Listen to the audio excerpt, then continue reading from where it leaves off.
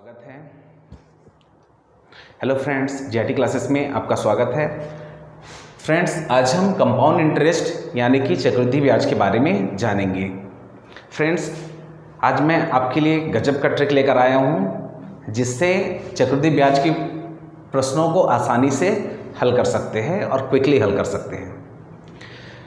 Friends, आज की class में हम 2 साल का चक्रवृद्धि ब्याज कैसे निकाला जाता है, साधारण ब्याज और चक्रवृद्धि ब्याज में क्या अंतर है वो जानेंगे। आगे की क्लास में 3 साल का 4 साल का कंपाउंड इंटरेस्ट कैसे निकाला जाता है वो आगे की क्लास में सीखेंगे। फ्रेंड्स, अगर आपने अभी तक हमारे YouTube चैनल को सब्सक्राइब नहीं किया है तो फटाफट सब्सक्राइब कर लें और नए वीडियो के नोटिफिकेशन पाने के लिए बेल आइकन को ज़रूर प्रेस करें। तो चलिए फ्रेंड्स, जानते हैं सबसे पहले कि साधारण ब्याज और चक्रवृद्धि ब्याज क्या होता है।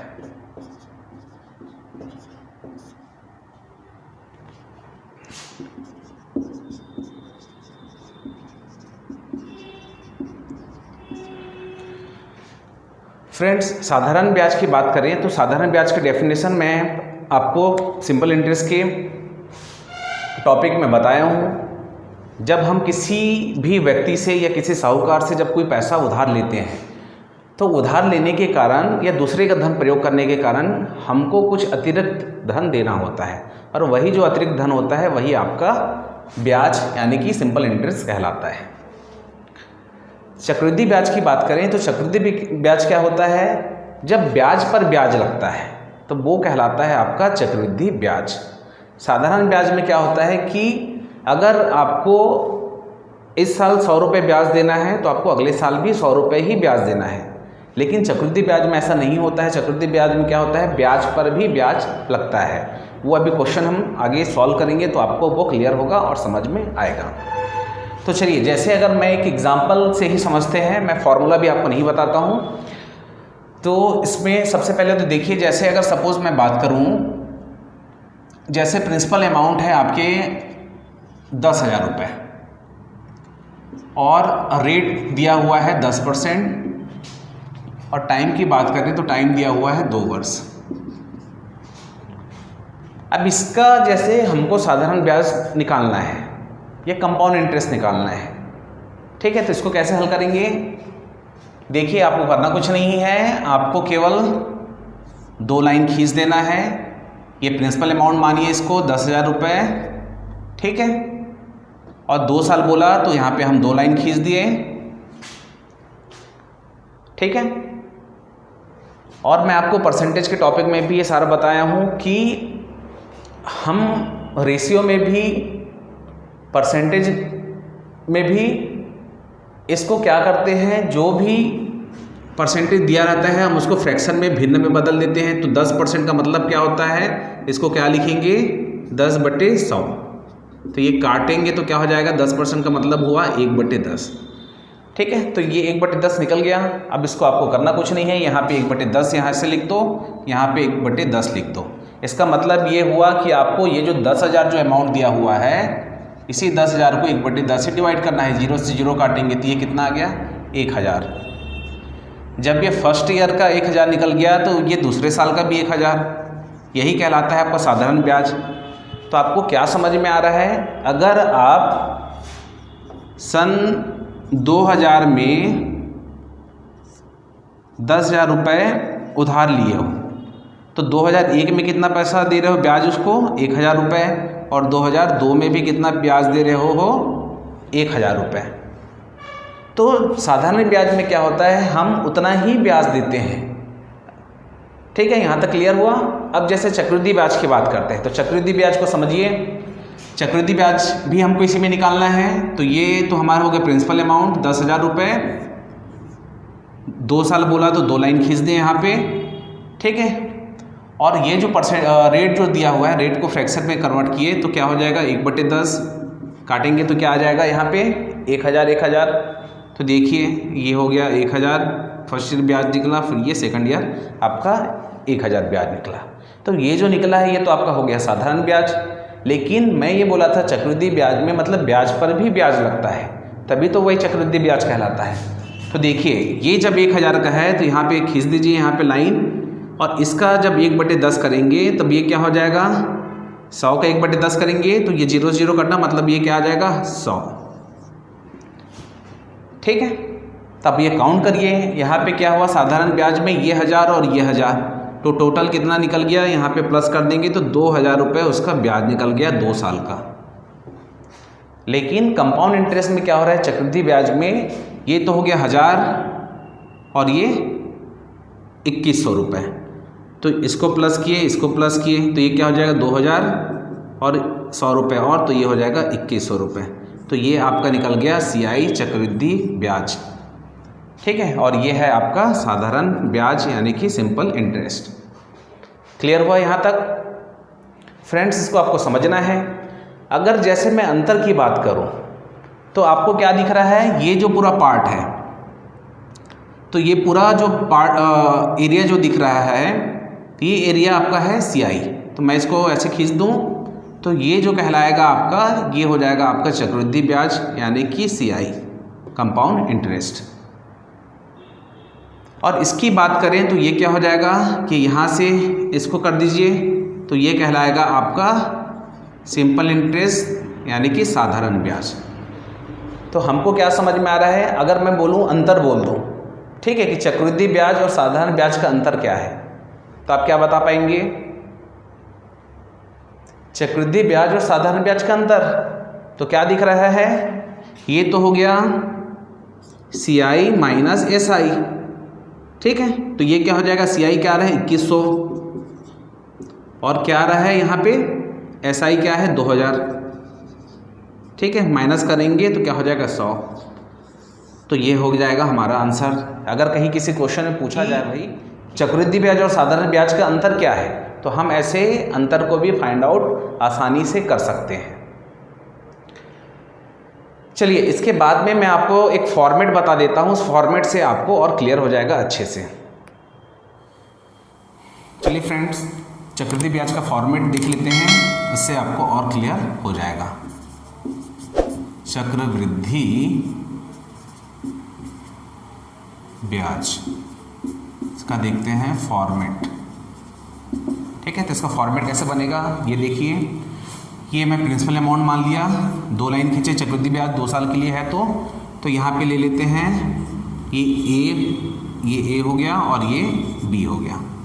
ठीक है, तो चक्रवृद्धि ब्याज में मैं ये बताया था कि अगर साधारण ब्याज की बात करें तो पहले साल भी उतना ही ब्याज लगेगा, दूसरे साल भी उतना ही ब्याज लगेगा, और उसी में 2 साल का अगर हम चक्रवृद्धि ब्याज की बात करें तो ये जो ब्याज निकलता है पहले साल का, उस पहले साल का भी ब्याज आपको दूसरे साल में देना पड़ेगा। तभी तो ये चक्रवृद्धि ब्याज कहलाता है। ठीक है, तो हम इसको कैसे लिख सकते हैं, ये जो पूरा एरिया जो दिख रहा है आपका, ये जो एरिया है ये आपका है चक्रवृद्धि ब्याज का, चक्रवृद्धि ब्याज, और ये जो इलाका दिख रहा है ये कहलाता है आपका साधारण ब्याज। तो ये क्या हो जाएगा, A और A इसको प्लस कर देंगे तो क्या हो जाएगा 2A है। क्लियर यहाँ पे? और चक्रवृद्धि ब्याज की बात करें तो चक्रवृद्धि पे क्या हो जाएगा 2A प्लस B, तो इसको मैं क्या लिख सकता हूँ 2A प्लस B। ठीक है, सबको जोड़ दिए। अगर अंतर हमको अगर निकालना है तो क्या हो जाएगा, इन दोनों के बीच का अंतर निकालेंगे तो ये क्या हो जाएगा CI यानी कि चक्रवृद्धि ब्याज, इसको CI, और ये है आपका SI, तो ये क्या हो जाएगा CI माइनस SI। ठीक है, तभी हमारा अंतर निकल जाएगा, इक्वल अंतर दोनों का। ठीक है, क्लियर हो गया यहाँ तक? इसके बाद में हम चक्रवृद्धि ब्याज का फॉर्मूला भी देख लेते हैं। तो सबसे पहले तो बात करते हैं चक्रवृद्धि मिश्र धन। चक्रवृद्धि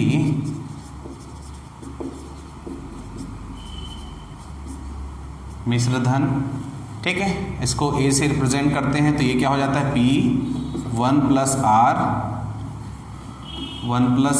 अपॉन 100 के पावर में क्या होता है T।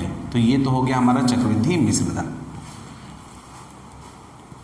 अगर आपको चक्रवृद्धि ब्याज निकालना है तो क्या करना पड़ता है, चक्रवृद्धि ब्याज के लिए ये हो जाएगा चक्रवृद्धि मिश्र धन में माइनस करोगे क्या, मूलधन को, तो ये हमारा जो फॉर्मूला बनेगा क्या बनेगा, चक्रवृद्धि मिश्र धन में माइनस क्या करते हैं, मूलधन को, तब हमारा निकलता है चक्रवृद्धि ब्याज। फ्रेंड्स, इसके बाद में कुछ एग्जाम्पल करते हैं ताकि आपको ये अच्छे से क्लियर होगा। चलिए फ्रेंड्स, आज का पहला क्वेश्चन देखते हैं। इस क्वेश्चन में क्या बोला गया उसको समझ लेते हैं। 3600 रुपये का 16.2% वार्षिक ब्याज की दर से 2 वर्ष का चक्रवृद्धि ब्याज ज्ञात करो। हमको 2 साल का ब्याज ज्ञात करना है। ठीक है, तो देखिए इसमें सबसे पहले तो मैं आपको हमारा जो ट्रिक है उससे बता देता हूँ, उसके बाद में फिर उसको डिटेल से कैसे बनाते हैं वो भी देखेंगे। क्या क्या दिया हुआ है यहाँ पे, प्रिंसिपल अमाउंट दिया हुआ है 3600, रेट दिया हुआ है 16.2/3% और टाइम जो दिया हुआ है हमको जो चक्रवृद्धि ब्याज जो निकालना है 2 साल का, 2 वर्ष। क्लियर है यहाँ तक फ्रेंड्स? तो हम जब शॉर्ट में इसको जो हल करेंगे तो मैं क्या बोला हूँ, इसको हमको फ्रैक्शन में बदलना है। तो ये क्या हो जाएगा 16×48 और 2 50, तो ये रेट क्या हो जाएगा 50/3%। तो ये जो परसेंट है, परसेंट को हटा देता हूँ और यहाँ पे मैं लिख देता हूँ 1/100। तो ये क्या हो जाएगा 50 एकम 50 दूनी 100, तो ये क्या हो जाएगा फ्रैक्शन में जब कन्वर्ट करेंगे तो ये हो जाएगा 1/6। ठीक है, इसका फ्रैक्शन में कन्वर्ट कर लिए 16/2/3 को। अब इस क्वेश्चन को हल कैसा करेंगे, देखिए ये है प्रिंसिपल अमाउंट 3600, आपको करना कुछ नहीं है, 2 लाइन खींचो, यहाँ पे हमारा क्वेश्चन बन गया। ये हो जाएगा 1/6, ये हो जाएगा 1/6। ठीक है, तो यहाँ पे अब क्या करना है आपको, 3600 को 1/6 से डिवाइड, 6 कम 6 छक्के, तो ये आ गया 600 और ये आ गया आपका 600। ठीक है, तो ये फर्स्ट ईयर का ब्याज है, ये सेकंड ईयर का ब्याज है, लेकिन फर्स्ट ईयर का ब्याज और लगेगा तभी तो ये चक्रवृद्धि ब्याज बनेगा। क्लियर है? तो यहाँ पे फिर आपको क्या करना है 1/6, तो ये जो 600 है उसको फिर डिवाइड करो 1/6 से, तो ये आ जाएगा 100, तो ये हो जाएगा आपका 100। अब यहाँ पे इसको प्लस कर दो, तो ये क्या आ जाएगा 6 दूनी 12 और 1300, तो हमारा जो आंसर आ गया 1300 रुपये, यही हमारा आंसर होगा। ठीक है, इसी क्वेश्चन में मैं बोल दूँ साधारण ब्याज और चक्रवृद्धि ब्याज में अंतर, तो क्या दिख रहा है कि 6 दूनी 1200 रुपये तो आपको साधारण ब्याज है और 1300 रुपये आपका चक्रवृद्धि ब्याज है, तो अंतर क्या निकलेगा 100 रुपये। तो हम इस तरीके से क्वेश्चन को आसानी से समझ सकते हैं और आसानी से बना भी सकते हैं। चलिए फ्रेंड, इसके बाद में इसी क्वेश्चन को जैसे डिटेल से बनाना है तो कैसे बनाएंगे ये भी मैं आपको बता देता हूँ। तो चक्रवृद्धि ब्याज का कोई फॉर्मूला होता नहीं है, चक्रवृद्धि मिश्र धन का आपको फॉर्मूला पता है, वो जो होता है P1 + R/100 तो ये चक्रवृद्धि मिश्र धन निकालने के बाद में जब हम प्रिंसिपल अमाउंट यानी कि मूलधन को जब माइनस करते हैं तब हमारा चक्रवृद्धि ब्याज निकलता है। ठीक है, तो यहाँ पे क्या क्या दिया हुआ है ये सबसे पहले देख लीजिए। 3600 रुपये तो आपका मूलधन है, 1 + R रेट की बात करें तो रेट की बात करें तो ये तो फ्रैक्शन में है, इसको अभी यहाँ पे नहीं लिखते। रेट की बात करेंगे तो क्या हो जाएगा 16×3 = 48 और 2 50, तो 50/3, तो यहाँ पे मैं लिख दूँ 50/3 और पूरे डिवाइड में हो जाएगा 100 और ये पावर में हो जाएगा आपका 2 साल। ठीक है, क्लियर है यहाँ तक? अब देखिए इसके बाद में ये तो हो गया 3600 कि मल्टीप्लाई हो जाएगा तो क्या हो जाएगा 1 प्लस इसको मैं क्या लिख सकता हूँ 50 और ये नीचे आ जाएगा 3 × 100, ये पावर में हो जाएगा आपका 2। क्लियर है? ये सब बेसिक है, आपको पता होना चाहिए, ऐसा ऐसा होता है। ठीक है, अब देखिए तो ये 3600 1 प्लस ये क्या हो जाएगा 50 एकम 50 दूनी 100। ठीक है, तो यहाँ पे क्या आ जाएगा 1/6 स्क्वायर में 2। अब ये क्या हो जाएगा 6 × 6 और एक 7/6। ठीक है, तो ये 3600 हुआ, तो ये क्या हो जाएगा 7/6 पावर में 2 है, तो इसको मैं क्या लिख सकता हूँ डायरेक्ट कर देता हूँ, ये हो जाएगा 7/6 इंटू ये हो जाएगा 7/6। ठीक है, अब देखिए अब इसके बाद यहाँ पे इसको काटिए, 6 से कट जाएगा तो 6 छक्के 600 आ गया, फिर ये 6 से कटेगा तो ये 100 आ गया, तो ये 100 मल्टीप्लाई क्या आ जाएगा 7 × 7 = 49, तो ये क्या आ गया 4900। तो ये तो मिश्रधन आ गया, चक्रवृद्धि मिश्रधन। तो इस मिश्रधन में आप माइनस करोगे मूलधन को, ठीक है। तो देखिए यहीं पे कि 4900 में माइनस कर देते हैं, कितना है 3600। 3600 माइनस करेंगे तो क्या आ जाएगा 0 0, 9 में 6 गया 3 और 4 में 1 गया ये, तो ये निकल गया 1300 रुपये चक्रवृद्धि ब्याज। तो आप जैसा भी हल करना चाहो, डिटेल में देखो कितना टाइम लगा, और शॉर्ट में हम इसको जब प्रैक्टिस हो जाएगा तो आप आसानी से और जल्दी से जल्दी स्पीड से इसको कैलकुलेशन कर पाओगे। चलिए फ्रेंड्स, इसके बाद में अगला क्वेश्चन देखते हैं। क्वेश्चन नंबर 2 की बात करते हैं। इस क्वेश्चन में क्या बोला गया है उसको सबसे पहले देखते हैं। 8000 रुपये का 25% वार्षिक ब्याज की दर से 2 वर्ष का चक्रवृद्धि ब्याज ज्ञात करो। फ्रेंड्स, अब मैं आपको डिटेल नहीं बताऊंगा, केवल हम शॉर्ट में बनाएंगे, क्योंकि एग्ज़ाम हॉल में हमको जितना जल्दी हो सके आंसर लेके आना होता है। तो आपको प्रैक्टिस ऐसी करना है। कहीं पर भी किसी भी क्वेश्चन में कन्फ्यूज़न हो तो आप मेरे को कमेंट करिए, ठीक है। तो यहाँ पे प्रिंसिपल अमाउंट क्या है 8000 रुपये है, तो ये 8000 लिख लो। टाइम कैसे बचाना है ये देखिए, 2 साल बोला, 2 लाइन खींच दिए, 25% बोला, तो 25% का मतलब क्या हो जाएगा, ये 25%, तो इसको मैं क्या लिखूंगा 25 × 1/100 करूंगा, तो ये क्या हो जाएगा 25 से कम 25 100, तो 25% का मतलब फ्रैक्शन में कन्वर्ट करेंगे तो क्या आ जाएगा आपका 1/4, तो ये हो जाएगा 1/4, और यहाँ पे भी मैं लिख दूँ 1/4। क्लियर है यहाँ तक। स्पीड कैलकुलेशन कैसे करना है मैं आपको ये सिखा रहा हूँ। तो देखिए अब यहाँ पे हमको पता है ये 8000 इंटू फिर हमको 1/4 करना है, डिवाइड करना है, तो 4 एकम 4, 4 दूनी 8, तो ये क्या आ गया 2000, तो ये 2000 आ गया। फर्स्ट ईयर कितना 2000 ब्याज, सेकंड ईयर भी 2000 ब्याज, और ये कंपाउंड इंटरेस्ट है, मतलब इसका भी आपको 1/4 निकालना है, ठीक है। तो ये देखिए 2000 का फिर 1/4 करेंगे, 4 एकम 4, 4 पंचे 20, तो ये 500 रुपये ब्याज और निकल गया, ठीक है। अब करना कुछ नहीं है, चक्रवृद्धि ब्याज है तो यहाँ पे सीधा सीधा ऐड कर देना है, तो 2 दूनी 4, 4000 और ये 500, 4500 हमारा क्या निकल गया 2 साल का चक्रवृद्धि ब्याज, और यही हमारा आंसर होगा। तो आप ऐसे जल्दी से जल्दी किसी भी क्वेश्चन को हल कर सकते हो 2 साल का चक्रवृद्धि ब्याज। आगे की क्लास में हम देखेंगे 3 साल और 4 साल का भी कंपाउंड इंटरेस्ट कैसे कैलकुलेट किया जाता है। चलिए इसके बाद में देखते हैं अगला क्वेश्चन। फ्रेंड्स, आज का लास्ट क्वेश्चन देखते हैं, क्वेश्चन नंबर 3। इस क्वेश्चन में क्या बोला गया है 12500 रुपये का 8% वार्षिक ब्याज की दर से 2 वर्ष का चक्रवृद्धि ब्याज ज्ञात करो, ठीक है। इस क्वेश्चन को कैसे हल करेंगे देखिए, एक बार और बता देता हूँ। प्रिंसिपल अमाउंट कितना दिया हुआ है 12500, ठीक है। रेट कितना दिया हुआ है 8%, और जो टाइम जो दिया हुआ है 2 साल, ठीक है।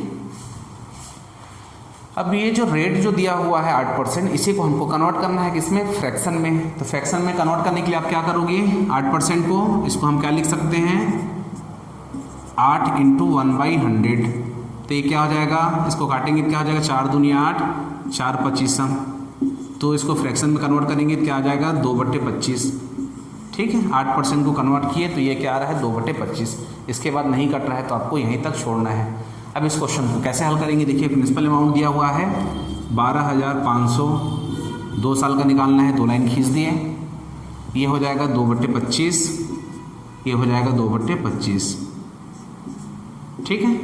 अब यहाँ पे दिया हुआ है ये 12500, इसको हमको क्या करना है, इससे काटना है, ये 2/25 हो गया।